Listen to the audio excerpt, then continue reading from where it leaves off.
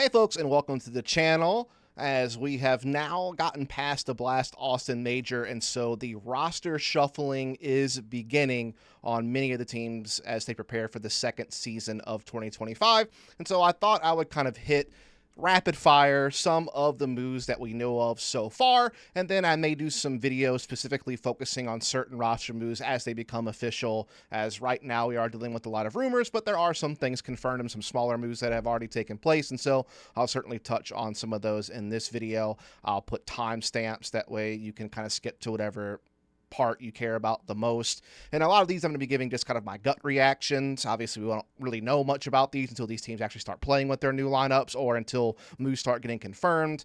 And I just kind of wanted to make this a little bit snappier. And like I said, I'll do, more specialized videos for some of the biggest moves once they get confirmed. But anyway, before I get into some of this though, if you aren't already, please do consider subscribing to the channel. Definitely would help, as I am trying to continue to grow this channel. We've had a lot of growth already throughout the course of the Blast Austin Major, so just looking to keep up that momentum. And you can also leave a thumbs up, leave a comment down below. What are your thoughts on some of these moves? If I missed one, let me know, and then I'll be sure to cover it in the next video. Those sorts of things, if you don't mind. All just kind of helps, the YouTube algorithm, helps the channel continue to grow, and I really do appreciate it if you don't mind. But without further ado, let's start talking about some of these moves that we've been hearing about. So obviously, one of the big ones that we have to talk about is Falcons signing kyousuke or kyousuke. Some people say kyousuke. I don't think that's right. I think it's got to be kyousuke or kyousuke. I'm not really sure. So eventually we're going to have to figure that out, though, because he has now officially been signed from Spirit Academy to Falcons in place of Magisk. And so the final lineup is indeed going to be Nico, Kixon, Tessis, Munisi, and kyousuke. And so this is certainly a big change. We had heard that kyousuke would probably join this team for quite some time. We didn't know whether it would be for Magisk, whether it would be for Tessis. I think at different times we heard different stories on that. I didn't do a special video on this because I really don't know that much about kyousuke, if I'm being 100% honest. Like, yeah, I've seen a game here and there. Yeah, I'm aware that he has done very well with Spirit Academy. I mean, the numbers really do speak for themselves, but he's only played a couple of smaller lands, and at these lands, he's playing against pretty small teams. Like, the biggest teams he's played against on land is like Paravision once, maybe this like Gun 5 or Guns team. He's not really played any big names yet, especially in the offline environment. And sure, if you go onto the online environment and you look at some games he's played, yeah, you've seen him play against Passion UA, we've seen him play against Monty, Nine, Ints, like we've seen him play against some teams here and there. Look at this online game against OG, for example. But BB, BetBoom, BC Game, Fnatic. So, I mean, he's played against, like, kind of some of the Tier 2, Tier 3 scene online and has looked really, really good. Obviously has super crazy numbers. But I just don't know that much about him, especially what he's going to look like in the Tier 1 environment. Also, when you look at the composition of Falcons, it's going to be tough because you have a lot of players on this team who are meant to be star-level space takers. Nico has always been a guy who can be extremely flexible. I've seen him at times play some of the main entry positions. When he's been on this Falcons team, he is that guy that's going to be, with you on the main space-taking force on a map like DusT 2, for example. Or he's going to play one of the star roles on, some of these other maps. But there are maps like Ancient, where in the past he has been the B extremity player instead of the mid player like he's playing on Falcons right now. Obviously go look at G2. He was the B guy while Miles was the mid player. So there's obviously some flexibility with Nico where he could play like some extremity roles that are very active. For example, Banana Control on Inferno would be another one where you can have another space taker playing middle to have that split pressure potential on a map like Inferno. Ancient, having a big space taker already playing the B control while you have another space taker playing middle. There's definitely some room to play it. But the issue is Tessis is also a space taker. That's where he's played his best Counter-Strike. And while he has certainly played some extremity positions already, like playing B tunnels on DusT 2, for example, it is going to be interesting to see how they balance having three guys who are mostly known for being more aggressive, more space taking capacities, also, playing star rotator roles on the CT side. I'll be interested to see how they flesh it out. I do certainly think that in some situations, Nico has played star anchor spots at times. For example, he could be a B anchor sometimes on Ancient on the CT side. So there is some room for him to maybe take some anchor spots when certain, like A anchors can be an important role. For example, if you wanted to have Kyosuke in a active star CT position, Kixon can maybe take on some other anchor roles like some other IGLs have done, like a Kerrigan, making that sacrifice to make room for his star players. Maybe Testis will have to make some sacrifices in some situations on the roles that he gets. I'm sure there is going to be a little bit of give and take, on how they figure out a way to make this team work. But what I will say is this, is if Kyosuke does turn out to be legit at the tier 1 level and is able to bring at least a large percentage of the talent that we saw from him when he was playing Spirit Academy, then this team is just going to be very fucking dangerous. Because just imagine a world where anybody can just create the opening anywhere on the map. Like, in theory, a spot where you have Nico, let's just look at DusT, for example, right? Let Nico continue to play like mid, cat, something like that, be with Kixon and Munacy in that space taking group. Then you have Tessis and B tunnels and Kyosuke playing long A on your extremities, and they could both find openings for you.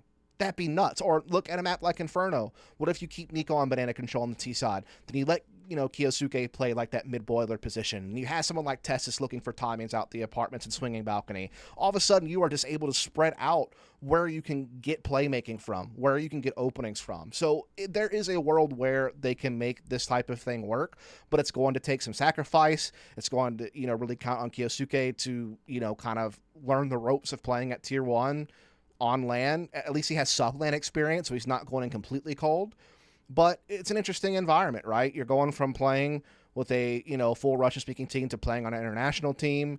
You're playing with your first tier 1 team. You're about to take a huge step up in level competition. Like, there's probably going to be some growing pains. He's only 17 years old. Like, there's a lot that is iffy about this, but obviously they have a shitload of talent, and they have something to prove because they were a team that did find themselves a consistent top 4 team in the world towards the, latter half of this last season that we just watched in CS2. But then they had the big blunder at the major. They didn't even make stage 3. Nowhere even near the playoffs. I mean, that was massive. I mean, this team was going toe-to-toe at Vitality and BO5s and at times pushing into all 5 maps. They were having big top 4 finishes. They were having finals appearances. They were fighting Mouse Sports for number 2 in the world for several tournaments where, Spirit was certainly still in the mix, but they were kind of on the outside looking in when you look at something like Blast Rivals, for example. So where they were at was already so high, and then the major blunder was such a massive blow that they have to come out swinging this next season and show that they are still a top 5 contender. I certainly think they should be and could be, but a lot of it will be on how Kyosuke steps up to this new level of competition, how they figured out the roles and work things out.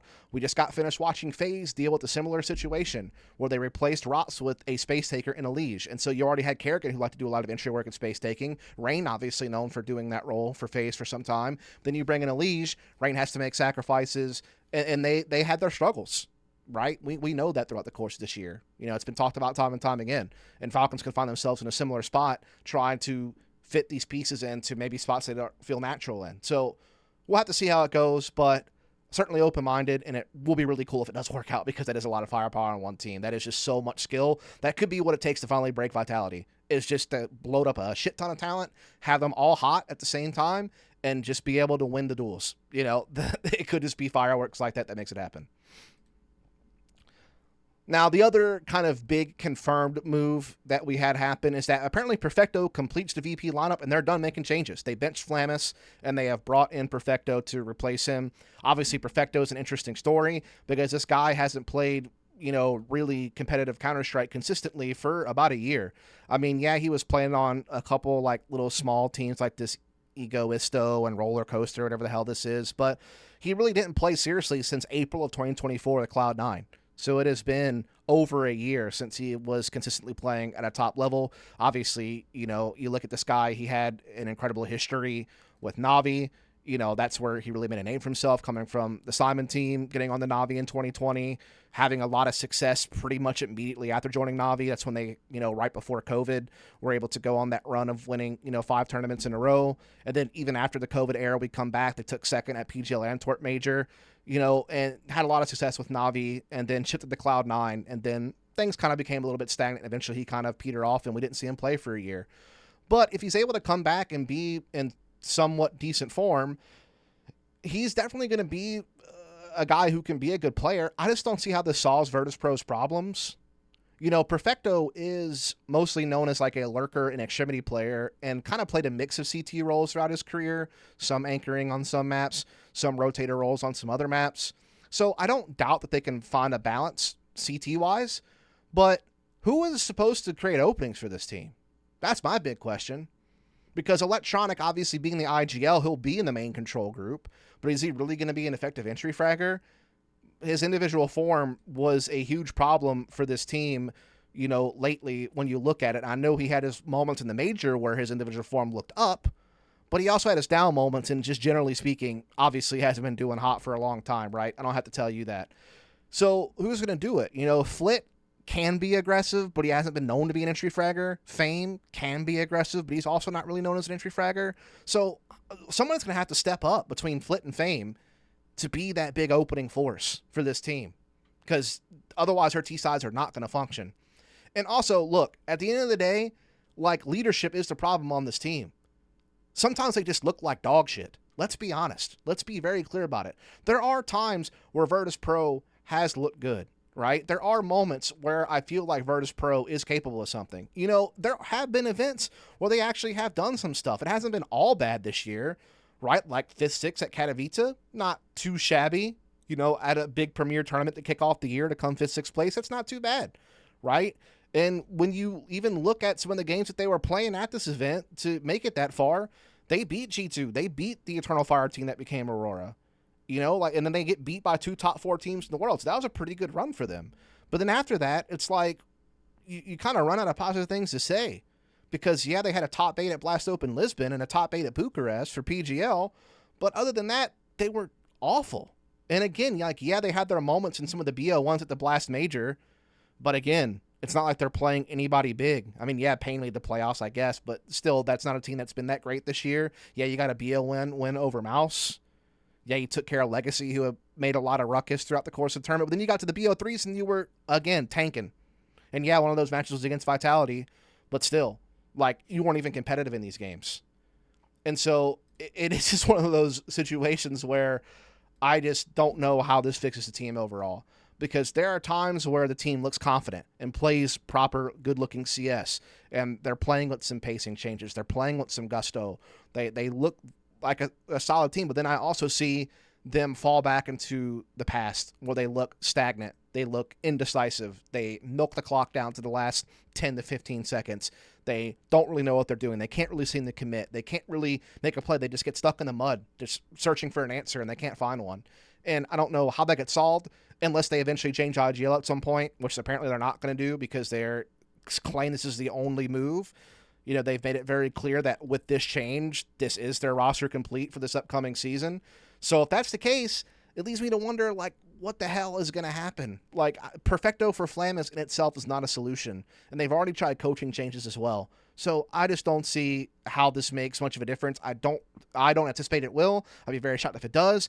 I'm glad to see Perfecto back in competitive Counter-Strike at least. I mean, he's still a pretty young guy at 25 years old. It kind of sucked that we saw him take so much time off, similar situation to what happened to Dexter, for example, and obviously Simple too.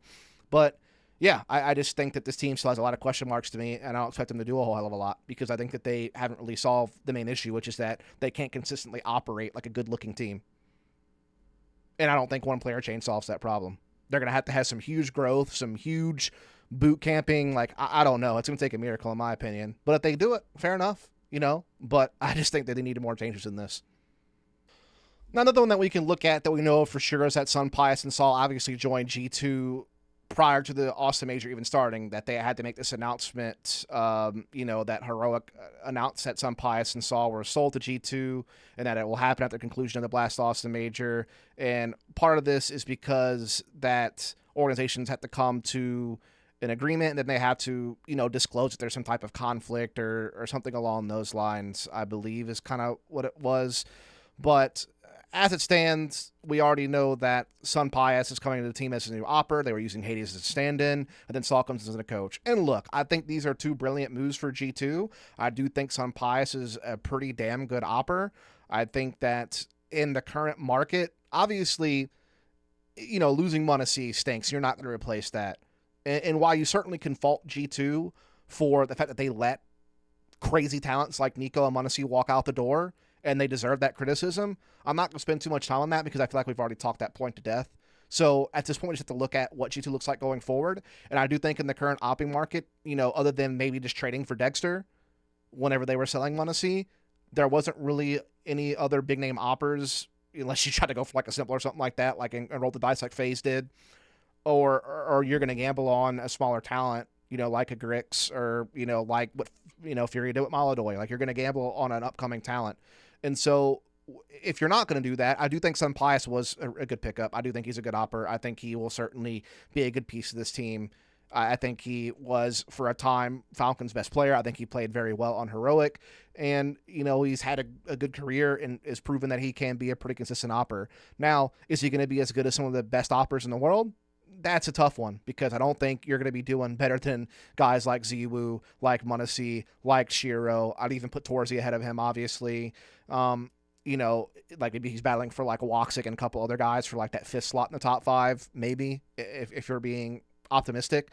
But even if not, he'll be stable and he'll be solid in the current market, in my opinion. I do think that someone like Heavy God, someone like Malbs are still talents that can do well. I know Malbs has certainly had his rough patch this year.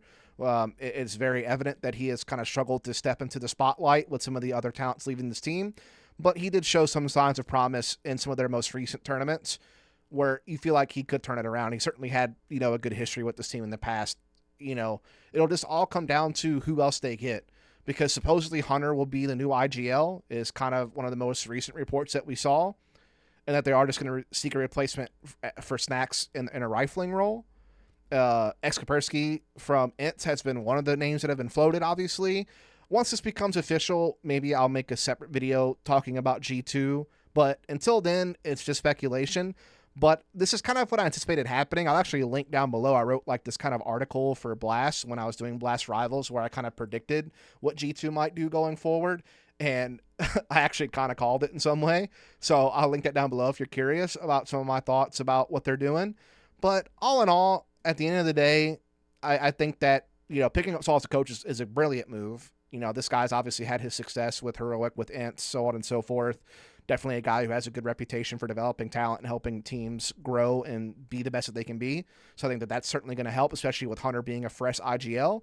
I mean, Hunter has already been like a really vocal part of the team. He was kind of taking over that role when Nico left, like being kind of their caller on CT side. He was already doing a lot of the job. He was calling their pistols for a long time. So he's already done a lot of the job anyway. So it seems like a natural progression of his career. And in the current market, where Shuhei got signed full-time to Liquid, and you have your other like good IGLs like Elexaby, like Kerrigan, like Apex, you kind of go down the list. Like, these guys are already locked into their teams and you're not going to get them. So promoting Hunter to just do it does make a lot of sense in the current market. And so, yeah, we'll just kind of have to see how it plays out. And like I said, I might do a separate video focusing on G2 solely once we figure out who their final member is going to be and if they decide indeed to go through with Hunter becoming the IGL. But that is supposedly what we've heard so far, and it makes a lot of sense. Then, obviously, on the flip side, for Heroic, they have already signed a coach, Tobiz, to replace Saul. He was the former Mouse NXT coach since 2022, so he's been there for 3 years. He took over at the Sacrone, got promoted to the main team. So he has some experience, but I don't really know much about him. Tobias just, obviously didn't really follow Mouse NXT very closely, so I have no idea what he's going to be like as a coach. But it'll also be interesting to see what they do as a team, because they were looking pretty solid there for a little bit. They just lost some big pieces. You lose Saul, you lose SunPayus. Like, those are pretty big hits to take. And yes, I think Tanir is a fantastic rifler. I was kind of hoping Tanir would be on Spirit's list, best potential guy to pick up. I would like to kind of maybe see him get promoted. But if you are able to lock him in, Linus is getting more and more experience as an IGL. Hopefully he can work well with Tobias. They can kind of keep a good brain trust going, though I think Saul is going to be a big loss. But then it just comes down to, like, with them also benching xFloud, who are they going to get as an aggressive rifler, and who are they going to get as an opper for this team to propel forward? And those are some big questions. Like, maybe they can go after a Dexter. Maybe they're able to gamble on a player like Grix. Like, I don't really know what it's going to look like, for Heroic, as far as what type of players they're going to get. Maybe they're also finally just going to promote Nilo to the team, because obviously this is always a weird situation where he actually got picked up at the same time as some of the other players, but then never actually played for the team. Like he came over from Metasport, got signed to this team, but has just been sitting there for 6 months or 7 months or so doing nothing. So I don't know if they eventually bring him into the main team finally to play off the bench to go with an Opper, or what they decide to do. But again, once I actually know what they're doing for sure, maybe I'll do a separate video focusing specifically on her up. But for right now, we don't really know exactly what they're doing other than rumors. Now, to kind of wrap this up, Stanislaw apparently open to leaving Wildcard as potentially an IGL for another team, or even potentially being a coach. And this is very, very interesting. And I certainly wish Stanislaw the best no matter what he decides to do, because I think he is certainly done pretty well with Wildcard, considering the pieces that they have and what he was able to do at the Shanghai Major at the end of last year, get them to some tournaments this year. But this would be a massive, massive loss for Wildcard. And it's also going to be really interesting what would happen to them as far as what region they would represent, depending on how things play out. Because we know that Peeping was apparently coming into the team to potentially play Sonic, which would give them 2 North Americans, and would have gave them a 3 North American lineup if Stanislaw stays as an IGL, which would give them the ability to stay in the Americas region for, the upcoming Major and VRS and all that goes with that. But if Stanislaw leaves, and you bring in Peeping, well, then who are you going to bring in the IGL this team? Is someone else going to have to step up and do it of the current players on the team right now? Does Sonic all of a sudden stay? I don't know what this means. Once we figure this out, I will certainly make content devoted to Wildcard and to Stanislaw, depending on what the final word is. But this is certainly something that really does pique my interest and would be very, very tough for Wildcard if Stan decides to leave. I really do wonder what the heck is going to happen here. So exploring his options could be a negotiation tactic to stay with Wildcard and just get a pay bump, or maybe he's just, saying, hey, if you guys don't listen to what I want to do, then I have other options, perhaps. I'm not really sure. He just had a really cool 3-part interview that you should go watch on Thorn's YouTube channel, by the way. Really, really transparent and gives you a lot of insight into his background and his career. So that was really cool stuff. But yeah, this kind of popped up just recently, just yesterday actually. And yeah, we'll definitely keep our eyes on this, and I'll make more content as we get more information. And then finally, I think that really kind of covers everything. Again, I'm going to wait and do like a committed video to Spirit once we get a full information about what they're actually doing with their roster. Same with Navi and same with a couple other teams. But as far as keeping an eye on like players that we could see, kind of really come through, would be someone like Dexter. He's still sitting out there, and I think he is a really good opera. I think he showed some good level with Falcons and showed some good level with Heroic last year. Certainly there was some things still that he needed to work on. It's like decision-making and positioning and things of that nature. When it comes to just shooting the op and being a good aimer, like he is really good at that. And I think he still has an ability to be a top-level opper. I really think he could have been a target for G2. And before they went for SunPayus, maybe they could have orchestrated an almost trade type situation when they sold Munacy. Maybe FaZe looks into him if they're not going to stay with Simple. It seems like they're probably not going to stay with Simple from some of the murmurs out there. Obviously, we want to know what happens to Simple. He did show some good level at the Major until the playoffs, where he obviously struggled in that playoff match. But in Stage 3, he looked really good. Like, there's certainly signs that he could come back.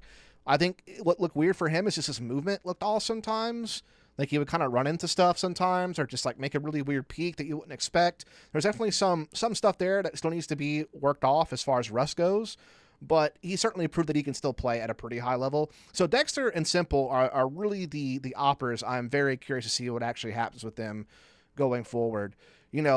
I feel bad for Flamus because he signed a 4-year deal and he only got to play 6 months of it. And I don't think he was utilized very well on VP, even though he was showing some good signs at Gamer Legion last year before he left to join this VP team. So I'll be curious to see if VP, because otherwise they're going to have to pay him some type of bench salary for a long ass time if they don't decide to sell him off. If something will happen with Flamus going forward, I wish him the best. He's still a very young player. I think he was really hard done by this whole VP situation. I think he could thrive somewhere else, and I wish him the best on that one. And then there's some other names out there. Art Frost has to be one of the most unlucky people, by the way, of all time. Like, he gets replaced on Spirit by Shiro, then gets replaced on Paravision by James. I think he's actually a pretty solid opper. I think he's done pretty well at some lands and some online play. I'll be curious to see Art Frost get back into the mix in some way. I think he's incredibly unlucky. And then outside of that, there's some interesting ones because in a world where you don't have really many IGLs, what happens to someone like Hampus? You know, is he able to get back into the fold somehow? Is Cadian able to make some type of return somehow as a op IGL somewhere? He'd be playing down from where he was before, that's for sure. But other than that, not really sure. But that's going to do it for this video. Like I said, I'll do more content around the post-Austin Major roster shuffling once we get some more confirmed information, not just rumors. I'll do some specialized videos, especially for Spirit and Navi, and maybe some other stuff here and there. Yeah, I'll do another video like this one where I just kind of straight through some of the smaller stuff as we enter our first tournaments of this next season. But just want to put some content out there. So yeah, folks, if you don't mind, again, just subscribe, like, comment, all that jazz. Continue to help the channel grow, and I'll catch you on the next one.